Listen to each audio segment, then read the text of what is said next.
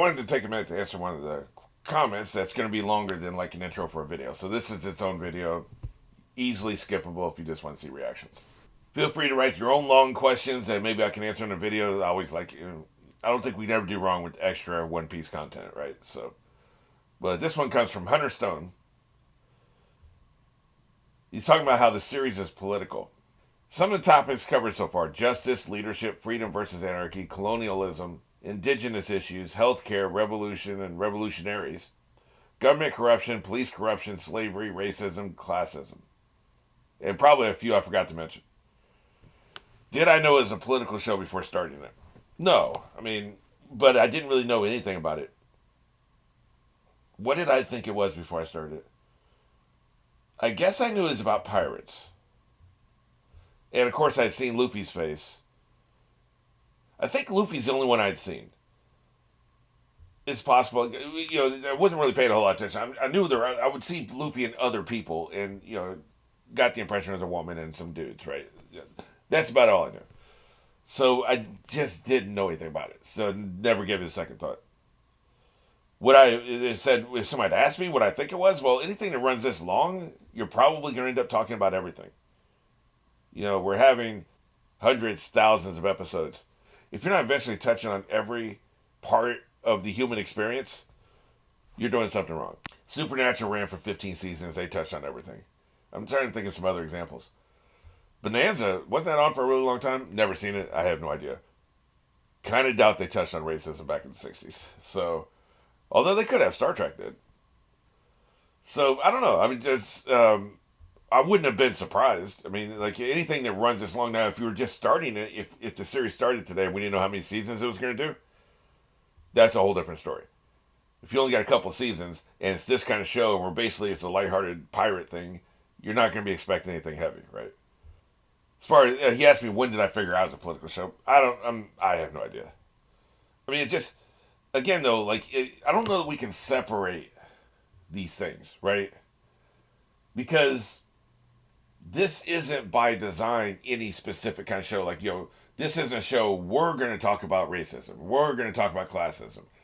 We're going to talk about sexual orientation or religion this is a show that it covers the entire breadth of the human experience, right? Everything that humans do, everything humans think about: grief, family dynamics, friendships. They haven't really gotten into religion. I assume they will get into religion at some point. The kind of with Brooke, we're kind of seeing that a little bit. And by the way, as I record this, I've seen up through episode 435, just so you know. I don't know that we can just say this is a political show, or we can say this is a show that talks about justice or leadership. This is a show that talks about the human experience with everything that entails. I don't know that there's any reason to separate individual things out, right? Because the only way the reason it would be is if this is West Wing, then yes, this is a political show. It may be about other things. It could be about a lot of other things, family and friendship and religion. But West Wing is a political show, right? Evil is a show about religion. Now it's about a lot of other things, but it's a show about religion. The starting point is this is a show about everything, which means you can have subsets inside of it, but you can't take one of the subsets and pull it out separate it, and just look at it individually, because it's about everything. That's just how I see it. And then he asked, do I like the political aspect of it? Well, I like what I'm just saying. I like everything, right?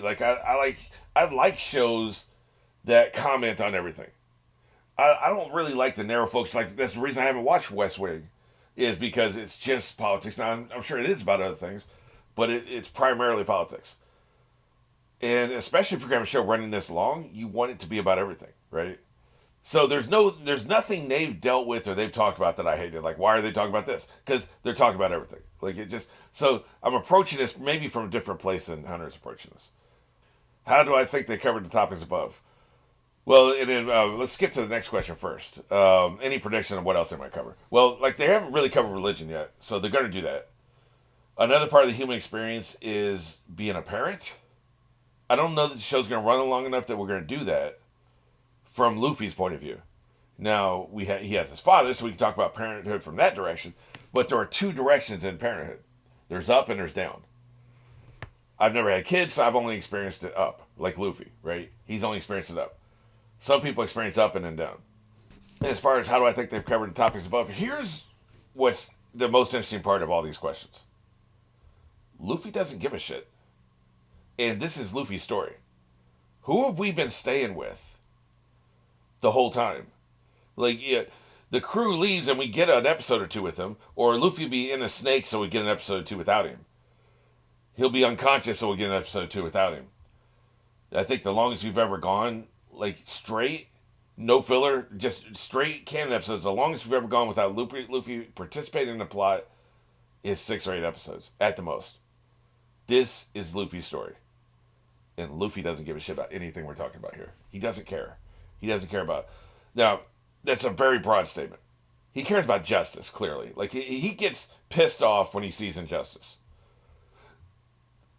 But he doesn't care about leadership. He doesn't aspire to be a really good leader. He wants the title of a captain, but I don't think he wants to control people. He thinks being a captain is cool. You know?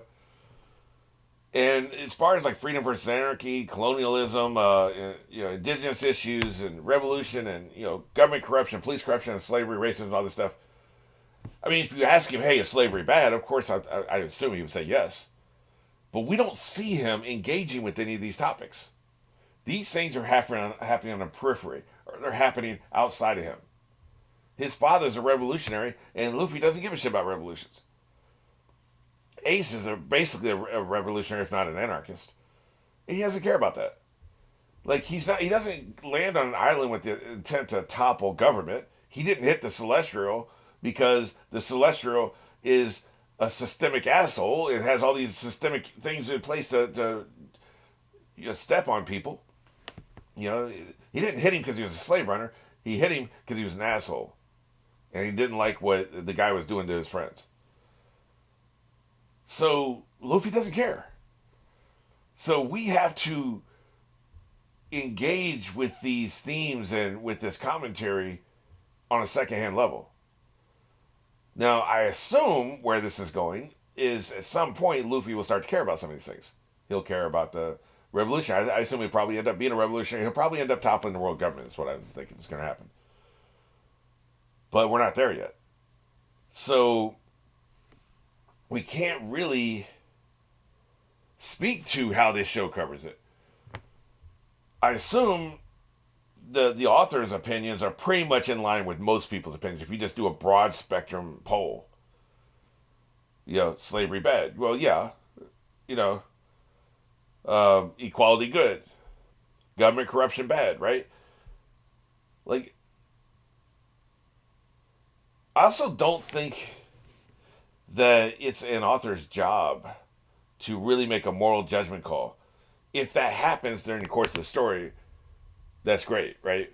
But that's never something I set out to do. I wasn't setting out to change the world, or I was setting out to entertain. I wanted to entertain people. I got through some of my darkest times with entertainment, and yeah, some of this entertainment was like very pointed commentary. Watchmen is a very pointed commentary on a lot of things. You can just enjoy it on the surface level if you want to, but if you want to go deeper, it's deeper. That's kind of this show too, right? If you just want to enjoy the show on the surface, you can do that and never think about any of these other things. But if you want to go deeper, you can. But this show leans more towards surface because Luffy is on the surface. Luffy doesn't care about this stuff. He barely notices it. So it's hard to really accuse the show of taking a stand on most of these things, I guess is one way to put it. So for me, I guess it's just, I may have a different approach than a lot of people. I approach entertainment first. That's what I think a piece of media's job is to entertain first. If you can educate, great. But if it services the story, and trust me, I've been on this where, like, yeah, this defies the laws of physics. But so what I'm about to say is going to sound kind of wild. If it services the story, you should go with inaccuracy first. This isn't a documentary on PBS about the physics of being rubber or whatever. Like, one of my big things is like, it's not your arm strength that stops a truck that's coming towards you. It's the tension between your shoe and the asphalt is what stops the truck. You can be as strong as you want to be. If your shoe is trash, if you got roller skates on, it's just going to push you. You're not going to stop the truck. The strength comes from the connection between your feet and the ground. A lot of people don't understand that. A lot of writers don't understand that. Superman is strong as hell, but he still just has human-made boots on, right? So if nothing else, if he stops a truck, those boots are going to be scraped off, and then his flesh will be stuck to the ground, and his flesh isn't going to scrape off, so then the truck will stop. So these classic physics, right? But Superman isn't a documentary on the physics of boots and asphalt. It's an entertainment show. You're trying to entertain first. If you can educate, if you can throw in some actual real world physics and educate the people that are watching it, great. But that should not be your primary intention. Unless your only purpose of making something is a statement like racism bad or whatever. That's fine. There's nothing wrong with that. Most entertainment media is not that. Most entertainment media, we're trying to make money. We're trying to make a living here, and we're trying to entertain. And then we can throw all this other stuff in here. This show has done a really good job of that, by the way. There's a lot going on here. Like I said, you can just enjoy it on a surface level, and that's it. But you can definitely take a deeper dive. And I have a feeling that a lot of this is like where the value of second, third, fourth, and fifth rewatches comes into play. Surface level entertainment's there the first time. What I've always said, the tragedy of reaction channels is you only ever see the first watch. Where some of the best shows benefit from the second, third, and fourth watch. We never see that.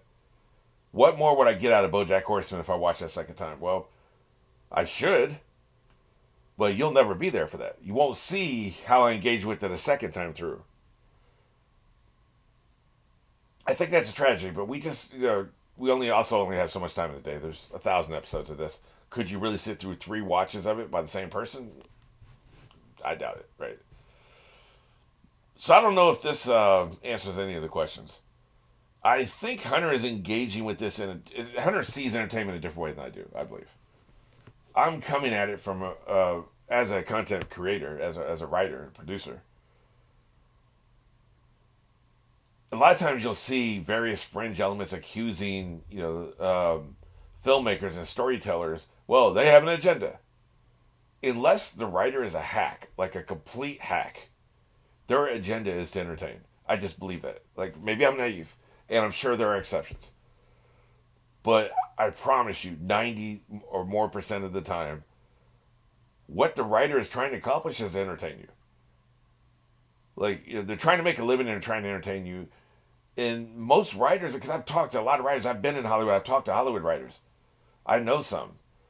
And they just want to entertain, man. They just want to, they'll throw, like I said before, they will throw some things in there to make you think or make you question, or, some of the best stories are the ones that are like, wow, what is the morality of the situation? Those are great stories. Those are super thought-provoking. Those are stories that stick with us.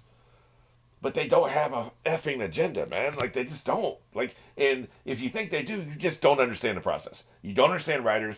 You're not a filmmaker. You're not a writer. You don't understand. You're not on the inside. You're on the outside, and you're making assumptions. And you don't know what the hell you're talking about. Now, I'm talking about, when I say that, I'm talking about the fringe groups that make these rampant accusations. This story has this agenda. Now, sometimes casting can have an agenda. Like, that's obvious, right? Like, you can see casting have an agenda. You can see casting decisions. Like, if they fire people that has an agenda. I'm talking about the writers. The writers, when they craft a story. Now, again, though, there could be studio notes that have an agenda. After the story is written, the studio says, okay, change these 3 things for this agenda, whatever it is. Who knows? That's possible.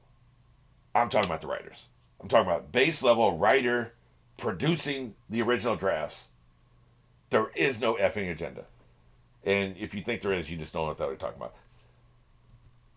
Again, broad statement, and there could be exceptions. There probably are exceptions.